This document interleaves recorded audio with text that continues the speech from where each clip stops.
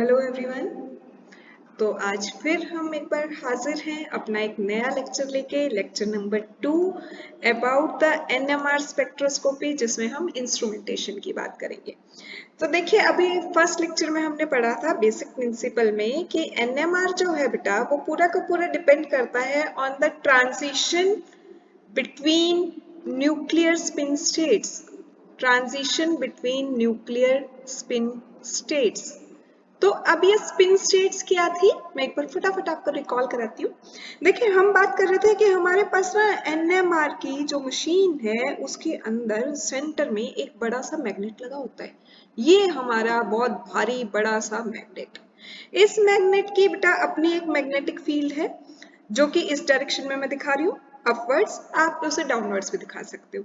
इसका ये इधर नॉर्थ पोल और नीचे की तरफ हमने दिखा दिया साउथ पोल। अब क्या हुआ, इस मैग्नेट के पास एनएमआर मशीन में इतना भारी जो मैग्नेट था, जिसकी अपनी एक मैग्नेटिक फील्ड थी, उसके पास अपने एक अपना सैंपल रखा। सैंपल के पास क्या है बेटा, सैंपल के पास प्रोटॉन्स होंगे।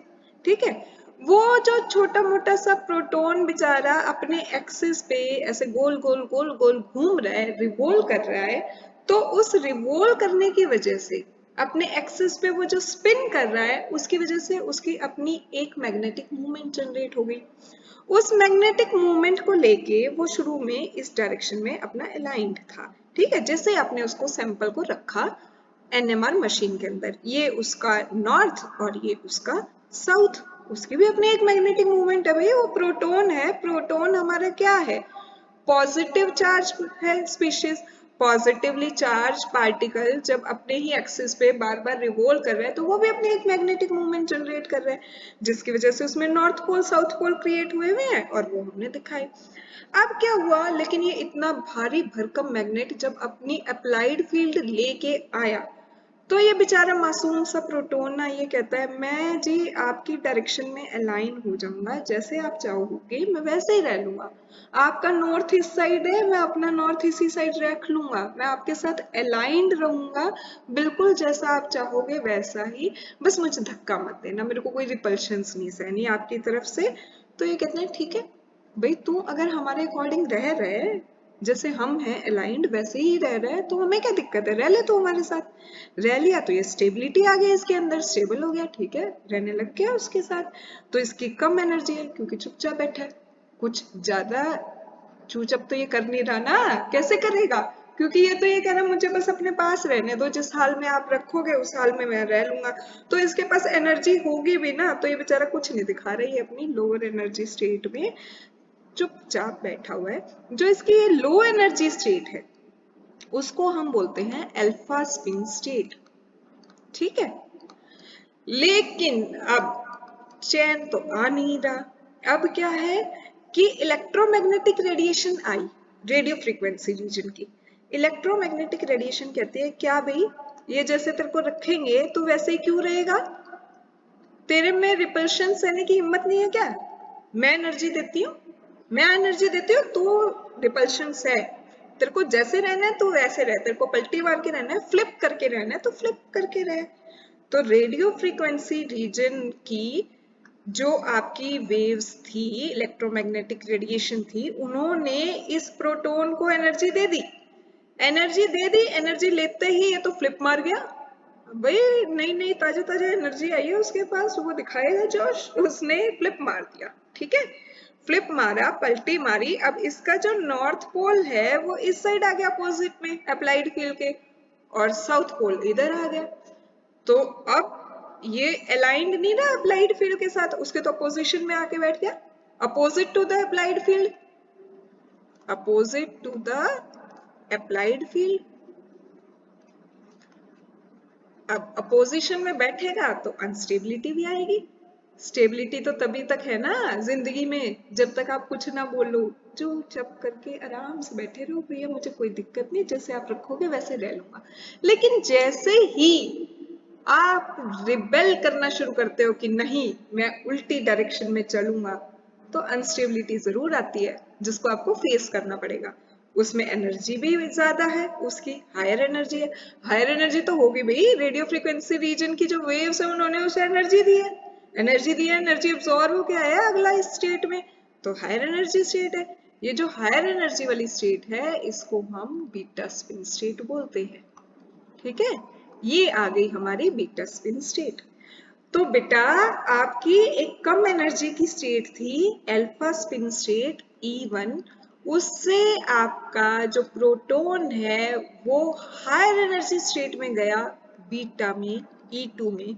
वहां तक जाने के लिए उसने किस रेडियो फ्रीक्वेंसी रीजन की रेडिएशन को एब्सॉर्ब किया, ठीक है, क्या एनर्जी डिफरेंस था, कितनी एनर्जी लगी, वो हम मेजर करते हैं। उससे हम अपने अननोन कंपाउंड को इलुसिडेट करते हैं कि हमारा अननोन कंपाउंड कैसा है, उसमें किस नेचर के प्रोटॉन है, वो कितनी एनर्जी एब्सॉर्ब करके अल्फा स्पिन स्टेट से बीटा स्पिन स्टेट में जाएंगे। ये सब हमारा बेसिस होता है न्यूक्लियर मैग्नेटिक रेजोनेंस का। तो अब ये कहता है कि प्रोटॉन जो है उसकी भी इलेक्ट्रॉन की तरह दो स्पिन स्टेट हैं, एक प्लस हाफ है एक माइनस हाफ है, लेकिन ये दोनों की दोनों जो है ये सेम एनर्जी की होती है, इनमें कोई एनर्जी डिफरेंस नहीं होता दोनों स्पिन स्टेट्स में, नो एनर्जी डिफरेंस। और एनर्जी डिफरेंस कब तक नहीं है इन दोनों स्पिन स्टेट्स के बीच में, ठीक है, no energy difference in nuclear spin states. Nuclear spin states के बीच में कोई एनर्जी डिफरेंस नहीं है जब तक आप कोई एक्सटर्नल मैग्नेटिक फील्ड नहीं दे देते। In the absence of external magnetic field, external magnetic field, लेकिन जैसे ही आप इसे एक्सटर्नल मैग्नेटिक फील्ड में रखोगे, ठीक है, तो ये जो दो स्पिन स्टेट है ना, इनके बीच में जो एनर्जी डिफरेंस है वो बढ़ता चला जाएगा। इधर हम दिखा रहे हैं increasing strength of magnetic field, इस डायरेक्शन में increasing strength of magnetic field. तो भाई जैसे आपने मैग्नेटिक फील्ड दी तो देखो दो एनर्जी स्टेट्स के बीच का, ये आपकी एनर्जी स्टेट E1, ये आपकी एनर्जी स्टेट E2, इनके बीच में एनर्जी डिफरेंस बढ़ गया। फिर अगर आप फर्दर इसको मैग्नेटिक फील्ड की स्ट्रेंथ को इंक्रीज करते जाते हो तो दो एनर्जी स्टेट्स के बीच का डिफरेंस जो है वो बढ़ता चला जाता है। जैसे जैसे अप्लाइड फील्ड की स्ट्रेंथ आप बढ़ाते जाओगे वैसे वैसे एनर्जी डिफरेंस बढ़ता जाएगा। दिख रहे हैं ना ये बढ़ा हुआ इसके कंपैरिजन में। तो ये कहता है कि शुरू में जब कोई एनर्जी डिफरेंस नहीं है दो स्पिन स्टेट्स के बीच में, तो प्रोटॉन यहाँ से यहाँ जंप करता रहे, आपको कोई एनर्जी डिफरेंस तो दिखेगा नहीं। एनर्जी डिफरेंस नहीं दिखेगा, डेल्टा ई की कोई वैल्यू ही नहीं आएगी, तो स्पेक्ट्रोस्कोपी में ग्राफ आपके पास ऐसे सीधी लाइन आती जाएगी, आप कुछ इलुसिडेट नहीं कर सकते। ग्राफ ही नहीं है जब आपके हाथ में, आप क्या पता लगाओगे कि आपका अननोन कंपाउंड कौन सा है। तो हम क्या करते हैं, इन स्पिन स्टेट्स को एनर्जी प्रोवाइड करने के लिए हम इसे स्ट्रॉन्ग मैग्नेटिक फील्ड के अंदर रख देते हैं। स्ट्रॉन्ग मैग्नेटिक फील्ड के अंदर जैसे ही रखोगे तो दो एनर्जी स्टेट्स के बीच का एनर्जी डिफरेंस बढ़ता चला जाएगा। ये कहता है प्रोटॉन आपका एक स्पिनिंग चार्ज है, पॉजिटिवली चार्ज पार्टिकल है, स्पिन कर रहा है अपने एक्सिस पे, तो उसकी अपनी एक मैग्नेटिक मूवमेंट है जो हमने अभी डिस्कस की थी, और वो जो मैग्नेटिक मूवमेंट है that is coinciding with the axis of rotation, उसके एक्सिस ऑफ रोटेशन से कंसाइड कर रही है। अब ये कहता है कि जब आपने एक्सटर्नल मैग्नेटिक फील्ड दी ना, ये एक्सटर्नल मैग्नेटिक फील्ड को आप H नोट से भी डिनोट कर सकते हो। जब आप एक्सटर्नल मैग्नेटिक फील्ड दे रहे हो तो आपकी दो न्यूक्लियर स्पिन स्टेट्स जो हैं उनकी सेम एनर्जी नहीं रही, उनकी एनर्जी डिफरेंस अलग अलग है। अब एक E1 से हम रिप्रेजेंट कर रहे हैं, एक E2 से, और उनका जो बीच का एनर्जी डिफरेंस है वो हम डेल्टा E से रिप्रेजेंट कर रहे हैं। ये कहता है कि जो स्टेट आपकी अलाइंड है एक्सटर्नल फील्ड के साथ, अभी हमने इससे पिछले वाले में पढ़ा था कि भाई फील्ड के साथ ये वाली अलाइंड थी कि जिधर तुम्हारा नॉर्थ उधर मेरा नॉर्थ, जिधर तुम्हारा साउथ उधर मेरा साउथ, वो आपकी अल्फा स्पिन स्टेट जो थी वो आपकी होती है हमेशा लोअर एनर्जी की। और जो अपोजिशन में बैठते हैं, जो रेबेलियस है कि नहीं ऐसी कैसी, मैं अपना नॉर्थ दूसरे डायरेक्शन में लेके जाऊंगा तुमसे अप्लाइड फील्ड, तो वो क्या होंगे, उनको हायर एनर्जी होगी, उनकी रेडियो फ्रीक्वेंसी वेव से एनर्जी गेन की है भाई उन्होंने, एनर्जी गेन करके वो हायर एनर्जी स्टेट में पहुंचे हुए हैं। तो इन दोनों के बीच का बेटा, स्टेट्स के बीच का जो एनर्जी डिफरेंस होता है, that is directly proportional to strength of applied field. वो किसके डायरेक्टली प्रोपोर्शनल है कि आप किस स्ट्रेंथ की अप्लाइड फील्ड लगा रहे हो, उसके डायरेक्टली प्रोपोर्शनल है। आप ना पावरफुल से पावरफुल मैग्नेट लगा लो अपनी तरफ से, तो भी जो एनर्जी डिफरेंस होगा ना दो स्टेट्स के बीच में, वो बहुत छोटा ही होता है।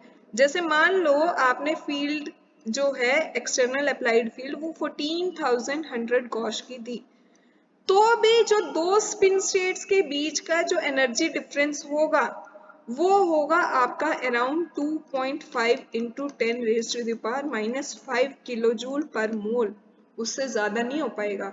और अगर इसको किलो कैलोरी में लिखोगे तो 6 इंटू 10⁻⁻⁶ किलो कैलोरी पर मोल। तो इतनी ज्यादा जब आप अप्लाइड फील्ड दोगे ना, तो भी जो आपकी दो एनर्जी स्टेट आ रही है E1 और E2, उनके बीच में इतना ही एनर्जी डिफरेंस है। ठीक है, और ये जो एनर्जी डिफरेंस है E1 और E2 के बीच का, ये जो डेल्टा E है, इसको कैसे अचीव किया जा सकता है, कैसे नापोगे E1 से E2 जाना, वो रेडियो फ्रीक्वेंसी रीजन की जो वेव है वहां से एनर्जी लेके उसको नापा जा सकता है, मतलब इतना रास्ता तय किया जा सकता है। आपने E1 में थे, आपकी मंजिल E2 है, वहां तक जाना है, वहां तक जाना है, तो जो साइकिल है आपके पास वहां तक जाने के लिए वो आपकी है रेडियो फ्रीक्वेंसी रीजन की जो इलेक्ट्रोमैग्नेटिक रेडिएशन है, वो एनर्जी देगी वहां तक पहुंचने के लिए। अब हम बात कर रहे थे इंस्ट्रूमेंटेशन की। इंस्ट्रूमेंटेशन में बेटा एनएमआर को, ग्राफ को निकालने के लिए, ठीक है, जो आप इंस्ट्रूमेंट यूज करते हो that is known as spectrometer, या फिर स्पेक्ट्रोफोटोमीटर भी बोलते हैं। ठीक है, स्पेक्ट्रोमीटर या स्पेक्ट्रोफोटोमीटर। तो उसमें क्या है, उसका जो दिल है ना उस मशीन का, वो एक पावरफुल सा मैग्नेट होता है। सारी कहानी मैग्नेट पे है भाई। मैग्नेट अपनी डायरेक्शन में लाइन करेगा या उससे अपोजिट जाएंगे प्रोटॉन। तो एट इट हार्ट, उसका जो सेंटर है, उसका जो दिल है, that is a powerful magnet. वो सेंटर में हमने बहुत पावरफुल एक मैग्नेट लगा दिया। अब वो मैग्नेट जो है वो आपका परमानेंट मैग्नेट भी हो सकता है, इधर है परमानेंट मैग्नेट और इलेक्ट्रोमैग्नेट, आप कोई भी लगा लो भाई, वो आपकी इच्छा है आप कौन सा लगाना चाहते हो। अगर आप परमानेंट मैग्नेट लगा रहे हो ना वैसे, तो उसकी जो फील्ड स्ट्रेंथ आप रखोगे परमानेंट मैग्नेट की, वो कम से कम 14,100 गॉश का तो रख लेना, उससे कमजोर मैग्नेट नहीं लगाना, एनएमआर नहीं आएगा ढंग से। अब क्या करेंगे भाई, मैग्नेट लगा दिया हमने सेंटर में, ये लगा दिया, ठीक है, और हमने बता दिया ये हमारे इंस्ट्रूमेंट का दिल है, इसके बिना तो हमारा इंस्ट्रूमेंट चल ही नहीं सकता मैग्नेट के बिना। अब इस भारी भरकम मैग्नेट के पास हमने बीच में अपना जो अननोन सैंपल है, ये पर्पल कलर का, ये रख दिया जी आपने, ये आपका सैंपल लिखा हुआ है ना, ये सैंपल ट्यूब, सैंपल ट्यूब के अंदर सैंपल रख दिया। Sample is placed between the pole faces of magnet. ये आपका नॉर्थ पोल मान लो, ये आपका साउथ पोल मान लो, मतलब ये जो पोल्स हैं इनके बीच में आपने अपना जो सैंपल है वो रख दिया। अब सैंपल उसके अंदर रखने से क्या होगा, मैग्नेट की अपनी एक मैग्नेटिक फील्ड जनरेट हो रही होगी, ठीक है, मैग्नेटिक फील्ड जनरेट हो रही होगी। जैसे ही आप सैंपल को उसके अंदर रखोगे तो उसके जो प्रोटॉन है ना बेचारे, कुछ उसी की डायरेक्शन में अलाइन हो जाएंगे जो मैग्नेट की अप्लाइड फील्ड होगी, कुछ उससे अपोजिशन में बैठे होंगे मुंह फुला के, नहीं नहीं नहीं हम इसकी डायरेक्शन में अलाइन नहीं होंगे बिल्कुल भी। अब क्या है, आप सपोज करो कि आपके कुछ एक्सेस में जो न्यूक्लियाई हैं वो बेचारे मैग्नेट की अप्लाइड फील्ड की डायरेक्शन में अलाइंड है, कि जैसे आप रखोगे हम वैसे ही रह लेंगे। आपने अगर मान लो 1 मिलियन प्रोटॉन लिए, 1 मिलियन प्रोटॉन में से ना 5 लाख आपके 5 जो प्रोटॉन है वो कहते हैं हम भाई जो आपकी अप्लाइड मैग्नेटिक फील्ड है ना उसी के साथ रह लेंगे लोअर एनर्जी में, जैसे आप रखोगे हमें हम वैसे ही खुश हैं, हमें कोई रिवोल्ट नहीं करना, बस हमें स्टेबिलिटी दे दो, ठीक है। तो ये आ गए हमारे अल्फा स्पिन स्टेट में। अब रेबिलियस भी होते हैं, सारे के सारे ऐसे तो होते नहीं जो कहा जाए वही मान लेंगे। तो 4,99,995 जो है वो 5 तो दगाबाज थे जो अलाइन हो गए उधर। अभी भी इतने तो बाकी हैं जो रेबिलियस नेचर के हैं। ये है हमारे हायर एनर्जी स्टेट में।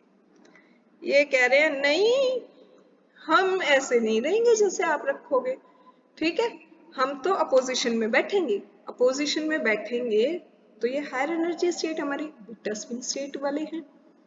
ठीक है जी, बीटा स्पिन स्टेट भी आ गई। अब जो आपकी सैंपल कैविटी है, जो ये सैंपल है, इसको किसी रेडियो फ्रीक्वेंसी सोर्स से भी जोड़ देना, क्योंकि कल को ये जो बीटा वाले हैं अगर ये अल्फा वालों को भड़का देते हैं हमारे साथ आके रहो, हमारे साथ आके रहो, तो वहां तक जाने के लिए भाई इन्हें एनर्जी तो गेन करनी पड़ेगी। ये मासूम से बेचारे ऐसे कैसे उछल के चले जाएंगे अल्फा से बीटा में? तो एनर्जी कौन देगा? एनर्जी देगा आपका जो रेडियो फ्रिक्वेंसी सोर्स है, वो इसको एनर्जी देगा। एनर्जी देने के लिए क्या है हमारे पास? रेडियो फ्रिक्वेंसी सोर्स, वहां से एनर्जी गेन करेंगे, जिसको हम कंटिन्यूअसली ना चेंज करते रहेंगे, वेरी करते रहेंगे रेडियो फ्रिक्वेंसी को। ये नहीं कि एक ही फ्रिक्वेंसी की रेडिएशन पास करते रहो। एक ही फ्रिक्वेंसी से घर में 2 बच्चे होते हैं ना, दोनों एक ही चीज से खुश नहीं होते कि दोनों को आप ओएस का पैकेट ले जाके दे दोगे और दोनों खुश हो जाएंगे, नहीं। उनमें से एक को चॉकलेट चाहिए होती है, एक को चिप्स चाहिए होते हैं। तो ऐसे ही दोनों को भी अलग अलग फ्रीक्वेंसी की रेडिएशन चाहिए, 2 प्रोटॉन है तो ये नहीं है कि एक ही फ्रीक्वेंसी पे दोनों जंप कर जाएंगे। अब क्या पता किसी के पास इलेक्ट्रॉन विड्रॉइंग ग्रुप लगाओ क्लोरीन फ्लोरीन और वो बेचारा डी शील्डेड हो रहा हो, और किसी के पास बहुत सारे चारों तरफ इलेक्ट्रॉन और शील्ड करके बैठे हो, उस पे अप्लाइड फील्ड लगने ही ना दे रहे हो, वो तो कम एनर्जी में भी जंप कर जाएगा। तो ये सब बातें फर्स्ट लेक्चर में मैंने वैसे आपको बताई हुई है, फिर से सुन लेना उसको। तो बात ये है कि आपको अलग अलग फ्रीक्वेंसी की रेडिएशन देनी पड़ेगी, ठीक है, और तभी जब आप अलग अलग फ्रीक्वेंसी की रेडिएशन दोगे आपके सारे प्रोटॉन जो है E1 से E2 में जंप कर पाएंगे। तो उसके लिए आपको फ्रीक्वेंसी को कंटिन्यूअसली वेरी करना पड़ेगा। जब आपकी फ्रीक्वेंसी जो है सोर्स की वो मैच कर जाएगी जो 2 स्टेट्स के बीच का एनर्जी डिफरेंस है, E1 और E2 के बीच का जो एनर्जी डिफरेंस है ना, इस एनर्जी डिफरेंस को जब मैच कर जाएगी, जो रेडियो फ्रीक्वेंसी सोर्स से आप रेडिएशन से जो एनर्जी दे रहे हो, तो क्या होगा, आपके प्रोटॉन E1 से जंप करके E2 में चले जाएंगे। जब उन्हें इतनी एनर्जी मिल जाएगी जो एनर्जी डिफरेंस है, तो वो जंप करके जाएंगे, वो जंप करके जाएंगे तो ये सारे सेम डायरेक्शन में अलाइन हो जाएंगे। सेम डायरेक्शन में अलाइन होंगे बेटा, तो इसी को तो हम रेजोनेंस बोलते हैं NMR में, न्यूक्लियर मैग्नेटिक रेजोनेंस। रेजोनेंस में आ गए वो सब एक दूसरे के साथ।